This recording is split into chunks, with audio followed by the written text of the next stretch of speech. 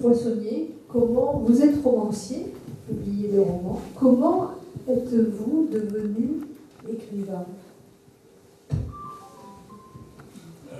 Je vais être bref, j'en sais rien. Quand j'ai commencé à écrire, sans doute. Et puis, ça s'est précisé quand j'ai été publié. Moi, je suis quelqu'un, j'ai un parcours un peu compliqué, donc je ne suis pas très très intéressant. Mais pour ce qui est du désir d'écrire, moi, je ne m'interroge pas sur le désir d'écrire. Il existe, les gens ont envie d'écrire, ils écrivent. J'ai eu envie d'écrire, j'ai écrit. Enfin, est-ce qu'il y a vraiment de l'intérêt à disséquer la raison de nos désirs? Vous avez dit quelque chose d'intéressant, parce que vous dites peut-être que je suis devenu écrivain quand j'ai été publié. Oui, sans doute, parce qu'avant, moi, pendant longtemps j'ai écrit, je ne voulais pas que ça se sache. C'était un peu tordu.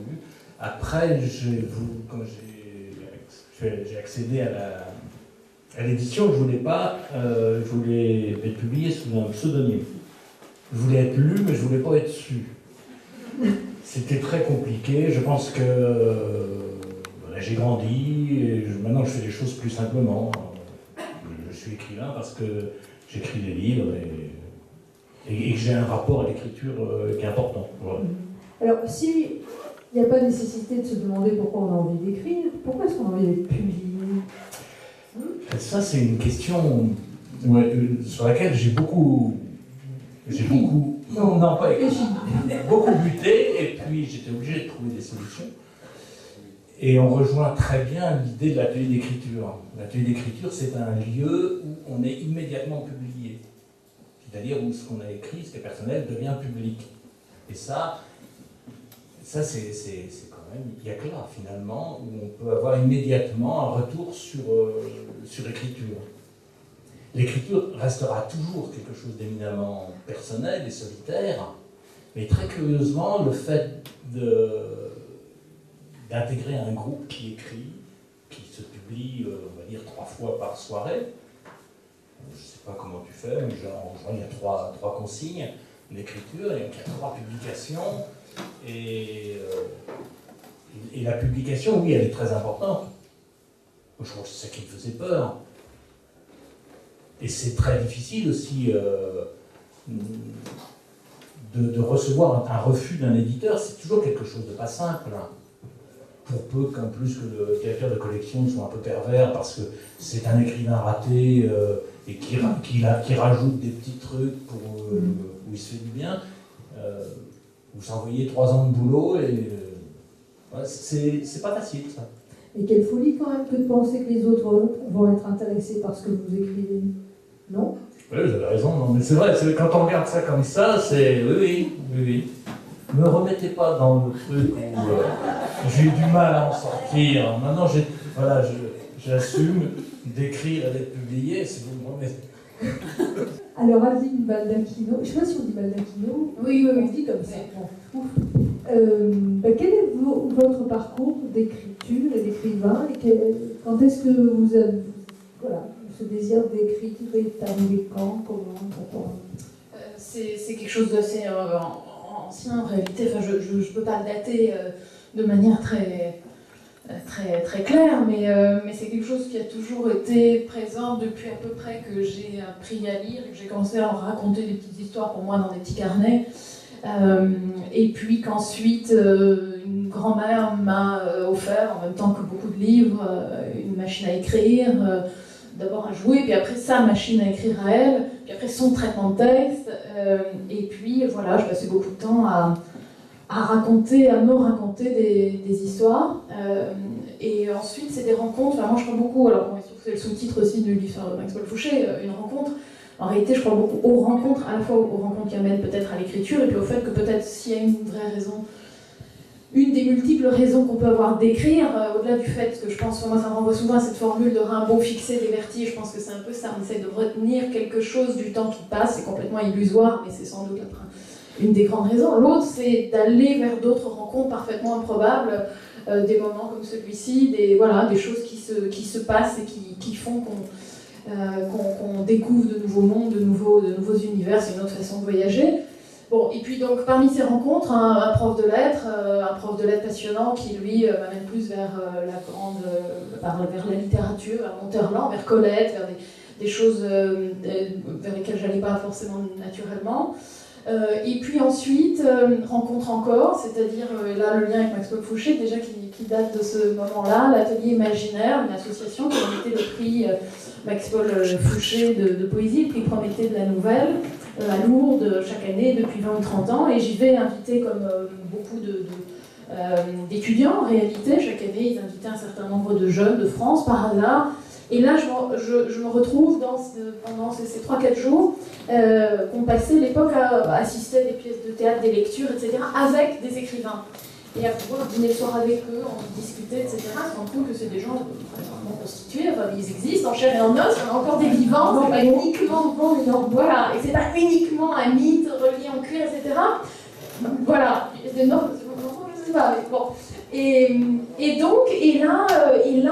là, les textes que j'écrivais à ce moment-là, qui commençaient à avoir une forme peut-être un peu plus dure, en tout cas présentable, je les montre à ces gens-là, à un éditeur qui s'appelait Louis Dubos, qui est l'éditeur du Dé Bleu, un bel éditeur de poésie, qui a arrêté de travailler aujourd'hui, mais qui, voilà, et des encouragements. Alors, il me dit, tiens, il faudrait peut-être publier dans des revues de poésie, parce que justement, c'est un moyen aussi d'aller vers ces lecteurs complètement imaginaires.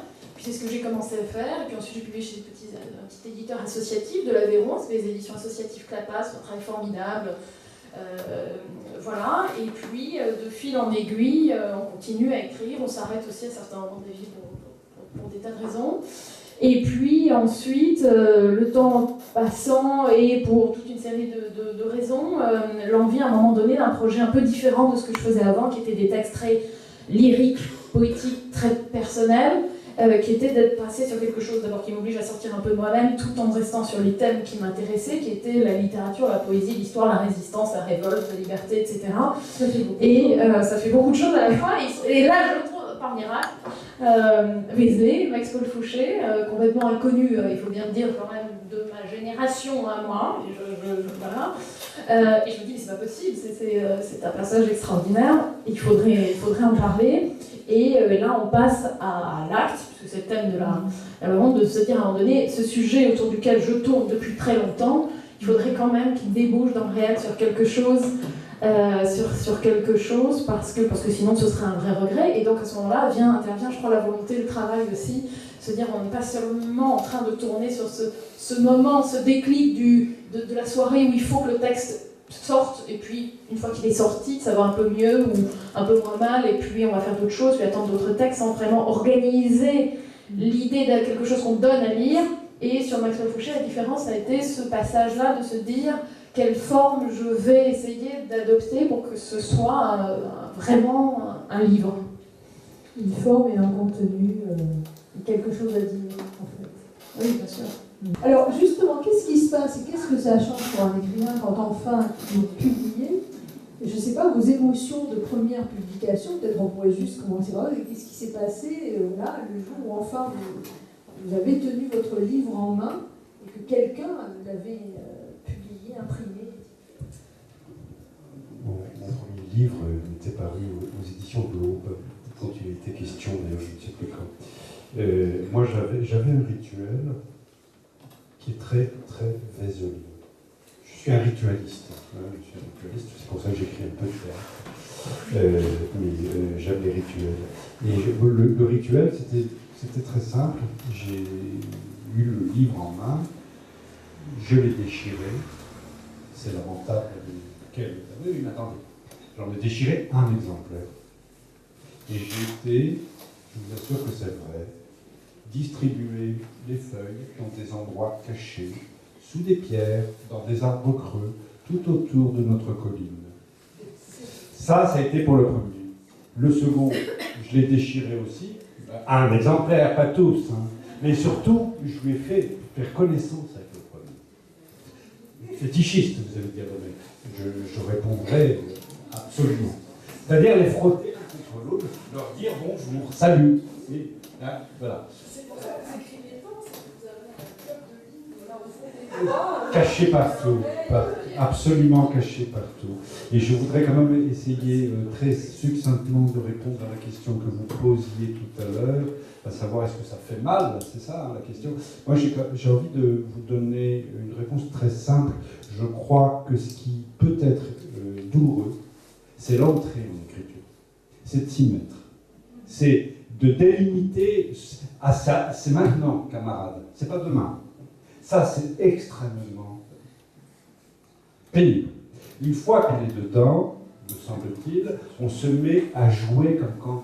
Moi, je suis d'une famille nombreuse, j'ai énormément joué, et vous me demandiez comment est-ce qu'on apprend en jouant. Pour moi, c'est fondamental, le jeu, jouer avec les autres, avec soi-même, les jeux d'esprit, tous les jeux. Et quand on est dans la sphère du travail, à ce moment-là, ça devient du jeu.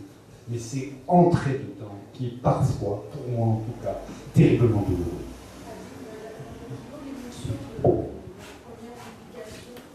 Juste pour rebondir, effectivement, je crois que ce qui fait mal, c'est entrer, parce que aussi, ça veut dire qu'on renonce à beaucoup de choses à ce moment-là, pendant un temps, qu'il y a le temps d'écrire de ça plutôt que d'autres choses, et donc c'est pas tant, en ce qui me concerne, pas tant une douleur, pas exclusivement autant une douleur métaphysique, etc., mais qui est à un moment donné de choisir en se disant, et là, parmi tous les possibles, toutes les idées, toutes les envies, on va se limiter pendant un temps donné à aller jusqu'au bout de ça et pas d'autre chose. Voilà, ça c'est juste pour vous dire. L'émotion du premier livre, enfin, oui, évidemment, oui, évidemment. Non, mais après, ça dépend ce qu'on appelle. Mais oui. Est-ce qu'on se dit plus écrivain une fois son livre en main? Est-ce que... Peut-être. Alors, il se trouve que, en fait, c'est sans doute le moment où on donne. Moi, ça remonte à, je sais pas, 17 ou 18 ans, le tout petit opuscule, mais c'était un petit opuscule, c'était une plaquette de poésie. Publié aux éditions associatives La Paz, dans l'Aveyron, je tirais, je sais pas combien d'exemplaires, peut-être 100 au départ, peut-être 200 au final. Et c'était ça, le moment où effectivement on voit que la chose peut sortir de soi et aller vers d'autres. Et ça, effectivement, c'est une émotion assez forte. Et je crois il y avait eu ce questionnaire des surréalistes dans les années 30, pourquoi écrivez-vous? Et j'aime bien la réponse c'était Desnos qui disait, je crois, pour rejoindre les autres. C'est aussi une idée de Maxwell Fouché qui revenait très souvent dans ses textes, La rencontre de Santa Cruz, etc. Il y a cette forme-là d'élan hors de son propre nombril. Effectivement, je pense que évidemment qu'il y a une approche égotiste, nombriliste, évidemment qu'on a envie d'être lu, que ça soit vendu, etc. Mais après, au-delà de ça, il y a la question de ce qu'on veut ou ne veut pas faire pour ça, et de ce qu'on choisit d'écrire, de ce qu'on sélectionne justement dans le monde des possibles pour aller vers le travail, vers l'approfondissement.